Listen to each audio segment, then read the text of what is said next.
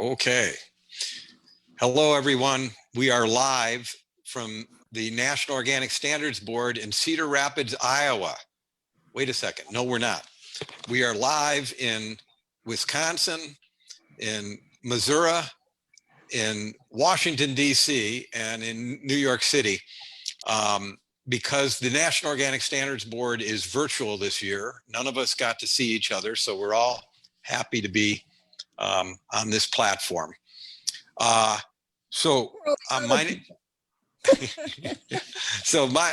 name is Mark Kastel, and I'm the director of Organic Eye.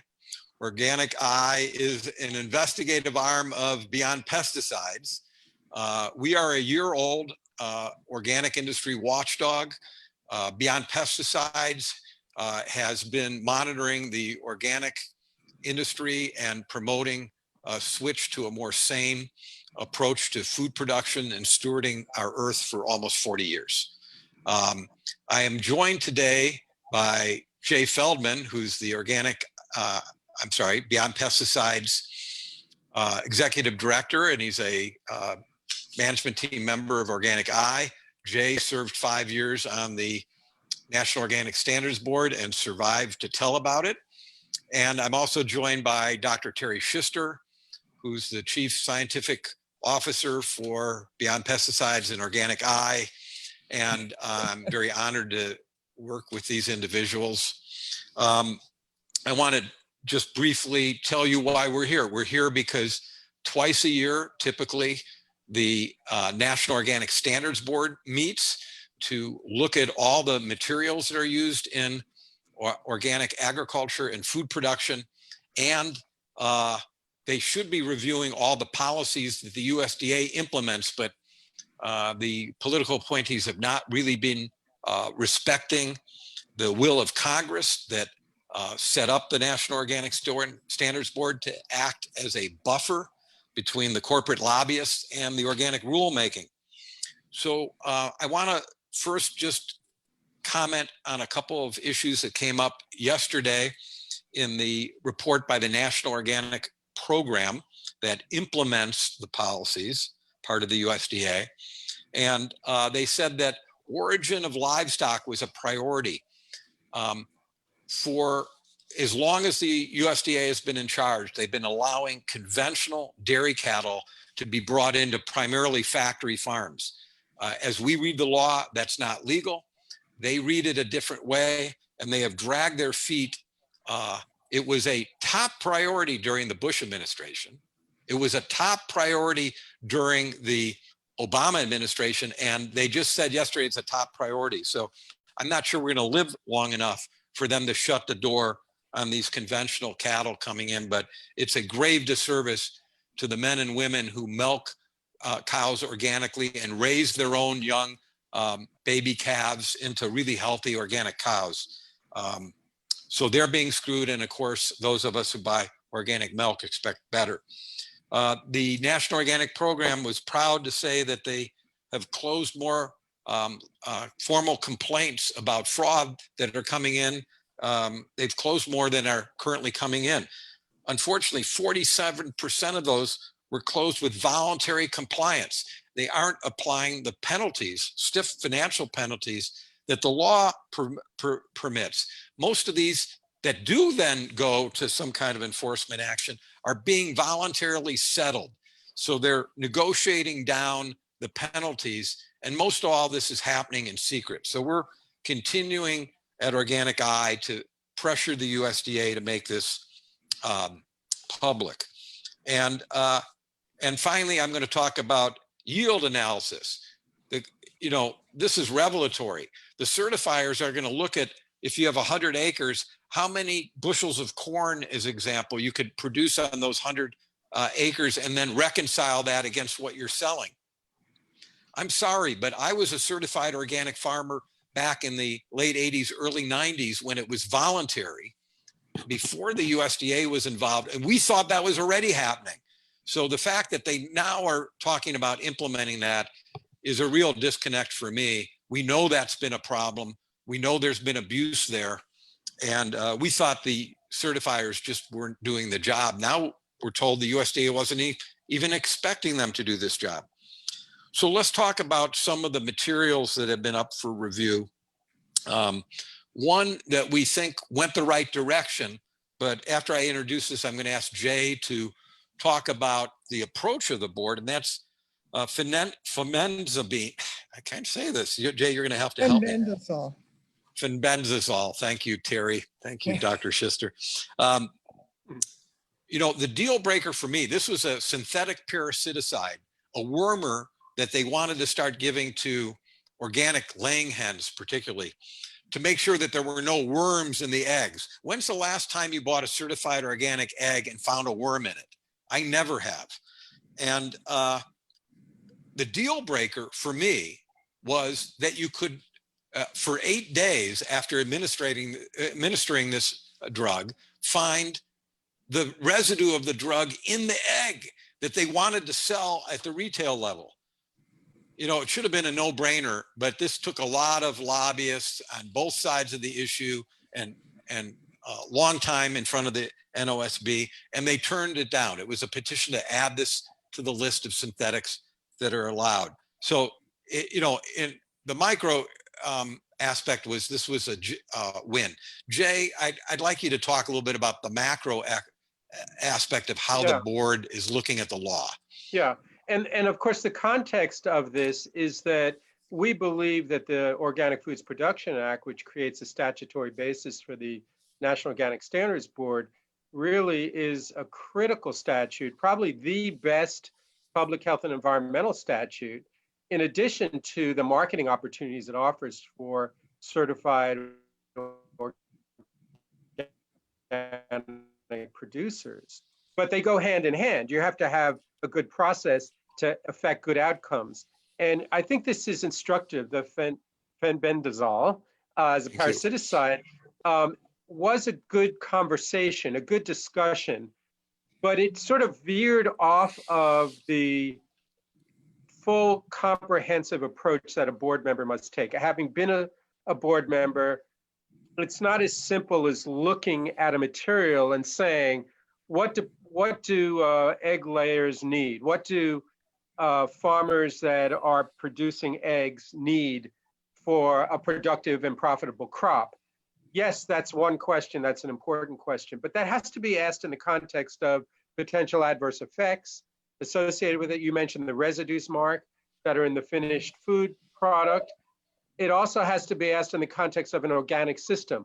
What's going on in the production process that may create the need for this input or may avoid the need for this input? The conversation that really preceded the vote, and the outcome was the outcome we were seeking. So we're not complaining about the outcome here. What people, I think consumers, producers really need to be vigilant about is the process that's associated with those outcomes. Because at the end of the day, that's what determines organic integrity. And the process demands that when the board members review materials that are under their purview, under the national, they're on the national list of allowed and prohibited substances, there are criteria that need to be evaluated and then presented to the public in an open way. And the public needs to be assured that all elements of that process, all the criteria were evaluated. Why don't you articulate what those four criteria need to be? Yeah, I mean, the criteria is simple. It's adverse effects, so impacts on health and the environment. And I'd like to talk about this later in the context of other issues that came up over the last 2 days. But, there the question is, what are the health impacts cradle to grave, from production through use, production of the material that's being put on the list, use, disposal, et cetera. And then you're talking about human health impacts, number one. Talking about human health, environmental impacts, impacts on ecology, biodiversity, the sustainability of the environment, climate change. All these things come into play. This is the responsibility, and the process should reflect an analysis that goes into that decision-making process. Okay, so let me interject that when we buy organic food, we obviously want to protect ourselves and our family. but we think we're protecting the environment as an alternative and as workers well. as well. Workers as well. When we're Farmers. putting a material on the national list, these are synthetic materials that are allowed, and there are a very discrete number. We want to keep that list as small as possible, but they are synthetic, and therefore we need to look at all the potential impacts along the chain of production, use, disposal. And workers are a part of that. Let me interject. To be evaluated. Yeah, let me interject two things, Jay. So one, I always say, if we never accomplish anything else by buying organic food, forget about our own family, protecting water, soil, other species. If we don't do one other thing, we're protecting the farmers and the farm workers that are exposed on conventional farms to all these toxins. That's right. And so that is the responsibility of a board member that takes on an assignment, an NOSB member, to evaluate a material, either through the sunset process or the petition process. And the sunset process, of course, is the 5-year review. Chemicals cycle through this 5-year review, at which point the board has to reevaluate a material on the national list to make a determination whether there's any new science, whether there's any new data on alternatives that are available that might no longer justify the use of that synthetic material. Yeah, so one of the criterion that they need to judge is called essentiality. So can we create an organic version of that synthetic? Or is there a cultural or management system that would make it not necessary to use? That's exactly right. And, that's part of the question when you say we need a parasiticide. Well, show us, normally what I did when I went out and did an evaluation, I would find farmers or producers or handlers that didn't use that material. That's what we did with the antibiotic use in apple and pear production. The first thing we did is we looked for growers that were not dependent on tetracycline and streptomycin. And we said, what are you doing in your production practice? I'd sit next to a member on the NOSB who's a farmer. I said, do you use this stuff? Do you use this material? And he would say, no, I don't. Well, what do you do? Let's talk about it. Yeah. So that's where essentiality comes in. Now, of course, this is why I tell folks all the time, you want to talk about scale of agriculture and industrial farming versus family farming or small farming, whatever you want to call it. You can have that conversation when you debate a material on the national list, because more often than not, or half the time, whatever the statistic is, that material is essential in an industrial operation, but not in an ecosystem-based, biodiverse operation that is envisioned as organic agriculture. So let me inject a comment as somebody who's worked on, for instance, dairy policy for decades. I've always said that it's incumbent upon organic livestock producers to prevent health problems rather than depending on drugs to remediate them after the fact. And so what you're really talking about, Jay, is the scale. You can do that if you're milking 50 cows or 100 cows and larger and really well-managed operations. But 5,000 cows, you can't really treat them as individual animals. And then you have to fall back on these crutches. And that's what you're saying. It comes one before that always the board. Sticks in my craw is ethylene. Who was arguing for ethylene? Not the small farmer in Hawaii, but the big plantation farmers, Del Monte, who came up from Costa Rica or Brazil to argue that they could not produce bananas without ethylene.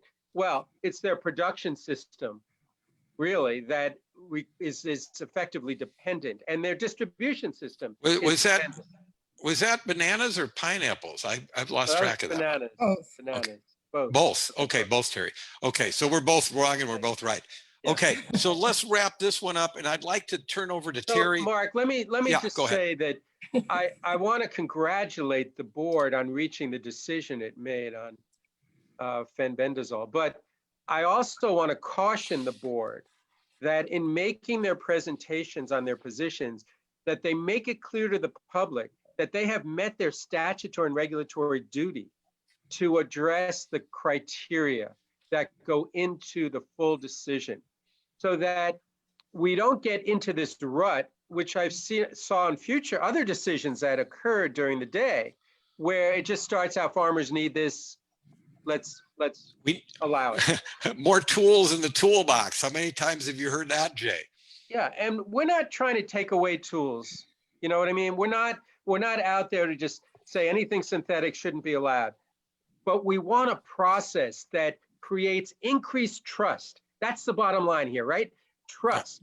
So that when people call us up, Mark, they call us up all the time, right? And they say, you can't trust the label. You can't trust USDA. And I say to them, you can trust conventional chemical intensive. There's no system of certification. There's no oversight. We're trying to make this certification and this process of standard setting work.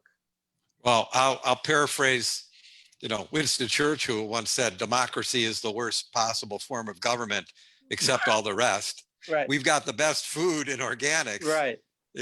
And so, and local organic, first of all, eat whole foods, not the store, the real whole foods. And then we don't get into a lot of these synthetic ingredients. But I want to say, Mark, before you shift, that none of this in our ability to articulate the full range of cradle to grave issues, impact on farmers, viability of alternatives, none of this happens without Terry, okay? Because Terry, and I think the organic community recognizes the value she brings to this conversation, how rich the conversation was when I was on the board. We had rich conversations because they were informed by the kind of science that Terry brings to this process. Okay, I'm going to toot her horn too in a second, but to wrap up, yeah, Terry, you're blushing already. So to wrap this one up, when you say cradle to grave, I want to bring up one other thing that did get some discussion, besides for the residue in the eggs, is what happens to that chemical that might be persistent, that's excreted in the urine and excrement of those animals and then spread on farmland. What kind of destruction does that do to the worms that are out in the soil, breaking down organic matter and creating usable nutrients for plants? What happens to the microorganisms? We don't know exactly, but that's why you preach all the time the quote precautionary principle. Yeah. If we don't know it's safe, we shouldn't be using it in organic. So yeah. Terry, I want to shift to Terry.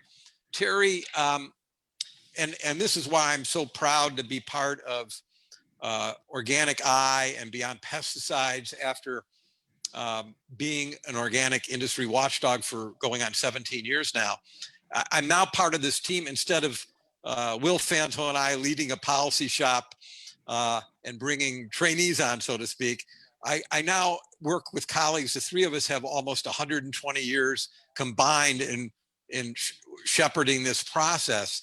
And so Terry has always been the go-to person on analyzing all these materials. I once made the mistake, and we did this at Cornucopia when I was running the program and we collaborated with Terry, but I made the mistake once of saying, Terry, besides for the Organic Trade Association, this multi-million-dollar operation, you're the only one that looks at all these materials. And she corrected me very quickly, said, no, they don't even look at them.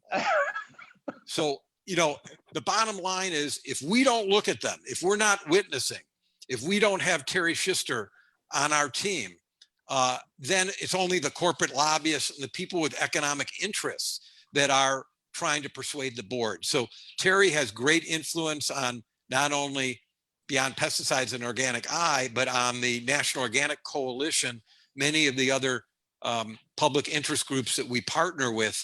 And so that's your horn being tooted, Terry. I'm wondering if you could talk a little bit about the debate on inerts. And inerts are, quote, non-active ingredients in materials like pesticides. So we spray, as an organic farmer, I might have sprayed rotenone, which is now banned because of safety problems. It came off the list, or pyrethrin, which are botanically based insecticides. So they break down very quickly in sunlight and the environment, so we don't find the residues in food. But even those botanicals have these additional and quote inert ingredients, and Terry will tell you why I'm using my quotation marks. And so there's a decision making by the board that started on Wednesday and has been punted over to Friday because it's so controversial, of whether we should continue to rely on this list maintained by the Environmental Protection Agency, inert list 4, which were supposedly safer inerts, but the organic programs relying on them, and the EPA isn't even maintaining that list any longer. So it's kind of a fantasy. So can you take over and give us a primer? I know you could do this for the next hour and a half, but be as concise as possible, Terry, so we can all understand what the hell's going on. So so-called inert ingredients, always have to think about the quotation marks around inerts whenever you say that, are all the, also known as secret ingredients. So the ingredients that are not on the pesticide label that make up up to 99% of the actual product. And in organic, the active ingredients are all passed on by the NOSB. So they get a lot of scrutiny according to the criteria that Jay was talking about, whether they're necessary, whether they have health and environmental impacts and stuff like that. But the inert ingredients don't get any of that. Back at the beginning of the National Organic Program, the NOSB rashly, with the thought that they'd get back to it soon, adopted list 4, which is the inerts not of toxicological concern, as as the allowed list of non-active ingredients in and Terry, that means that are allowed in organic. That means automatically allowed without scrutiny, right? Right, just because they're on that list. Now that list 4 that is allowed actually is 2 lists, one of which is list 4A, that's pretty much non-toxic. That might be cornstarch, it might be wheat flour, and so forth. What did you say, Jay? I missed that. Molasses. Molasses, right? Okay. Things that carriers or things that might help that material stick to the plant. But list 4A is made up of things that you could probably eat without any problem. List 4B, the other part, were put on that list because it was considered that a person who is eating a crop that was treated with a pesticide that had that 4B probably wouldn't get enough to make them sick. So it's an exposure standard. So it's an exposure standard, exactly. So that's part of it. And then these things make up the greatest part of the products that are being used. So even if you're, as you said, using rotenone or BT, one of the bacterial insecticides or something like that, you don't know what else is in there. And it could be something that is actually pretty toxic. Could be, as a matter of fact, because we know that the active ingredients have gone through scrutiny by the board and these list 4B inerts have not, chances are those list 4B inerts are more toxic than the active ingredients that are passed on by the board. Right. In fact, Terry, you're proving me smart, and this is 35 years ago or whatever. When I was farming, I actually wore rubber gloves and a respirator and a Tyvek jumpsuit while applying these organically approved materials because of the risk for occupational exposure. Yeah. Okay, that's the short version of inerts. Did you Okay. Now, Okay, well, so can I now- say here, Mark, tomorrow after the after they it's, you vote. know, it's sort of painful to those of us who served on the board and took this issue on. In 2010, passed a policy that set up a mechanism by which we would review or could review all these inert ingredients. And at that time, we found over 200 or so, you know, that needed review. And then we grouped them into families of chemicals, and we were prepared to do an analysis. We created this strategy with the US EPA. EPA is interested in helping out in this regard because years ago now, they decided to do away with these lists that Terry mentioned. And so as things stand right now, the NOSB is relying on a list that is outdated. It's no longer used. Right, And right. Hasn't been updated for what, 15 years, something like Yeah. that?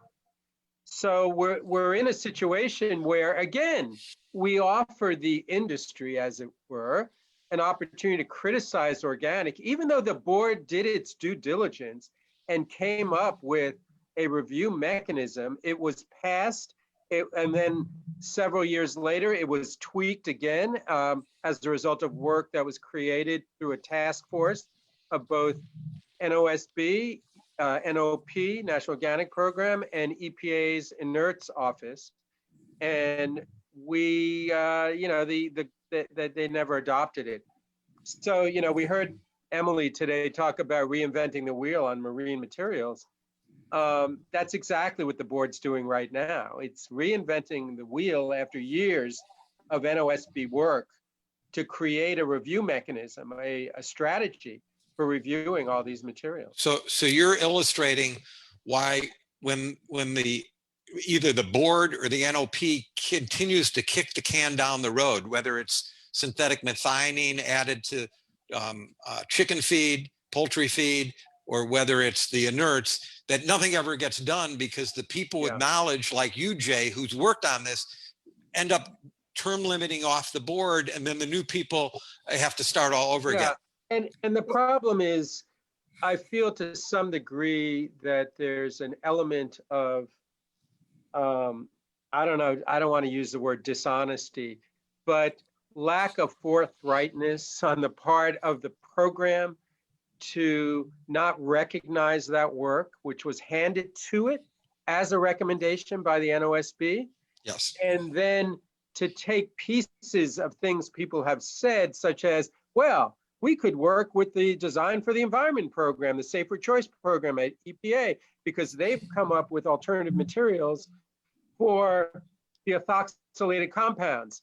And now to use that against the concept and the idea that the NOSB had previously put together a proposal.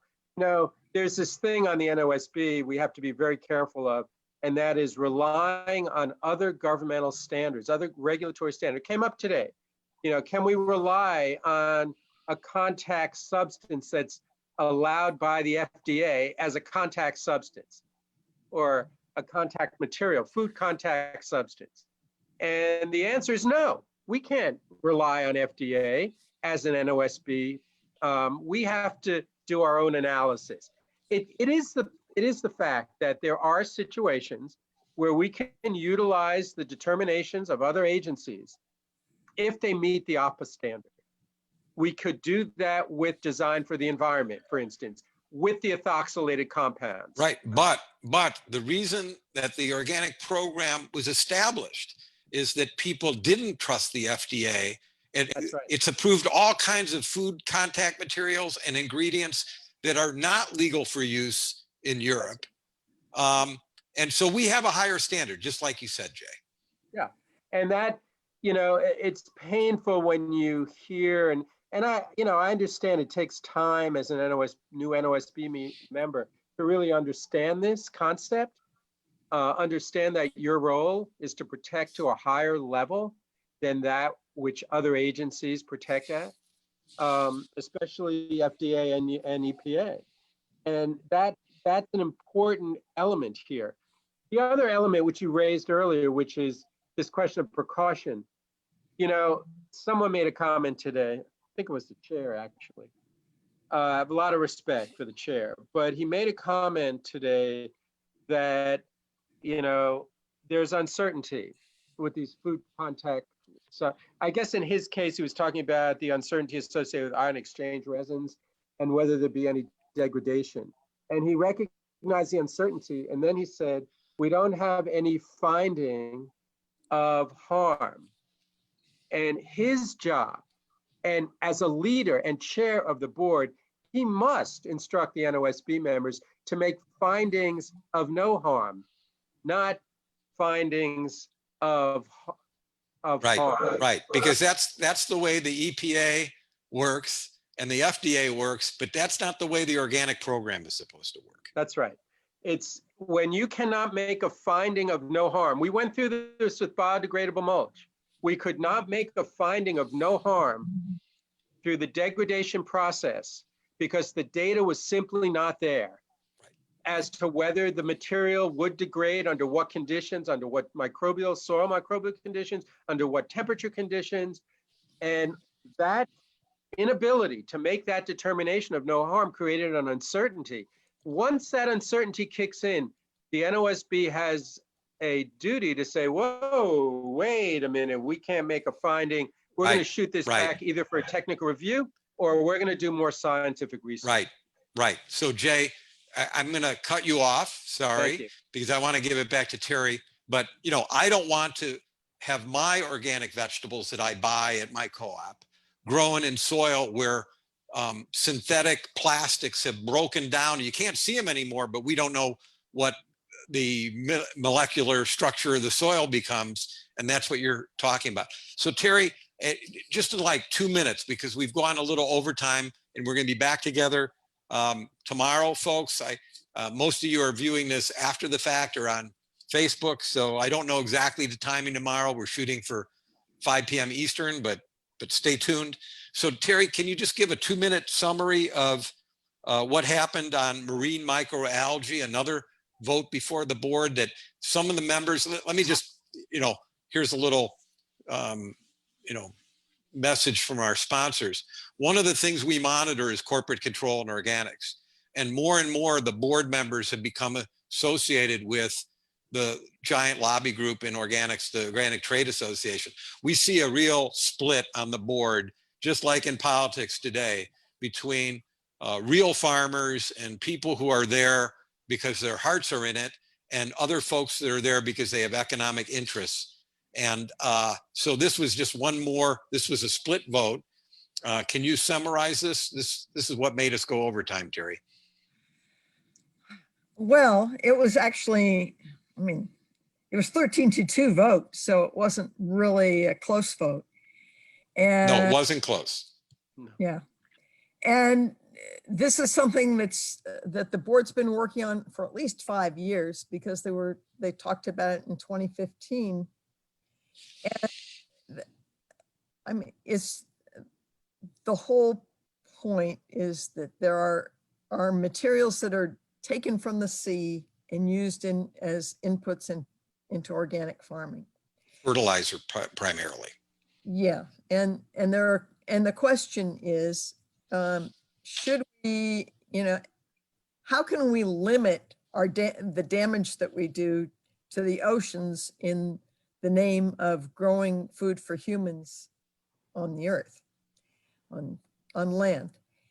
And it was I mean, you know, the people who have been working on this have been working on it hard for the last 5 years, and have tried lots of different approaches, and finally came up with an annotation. They're talking about marine macroalgae, also known as seaweeds, and they want to put a limitation on the use of seaweeds, which are a natural ingredient, to limit the way that they're harvested from the ocean. Let me just interject, Terry. The concern is that the harvesting is unsustainable and doing permanent damage to the ecosystem, to these in essence, forests that live Yeah, underwater. and it's not just that they're taking out not just an unsustainable yield. Everybody seems to be able to agree that we want to have, we want to maintain a sustainable yield of these of the macroalgae, the seaweed.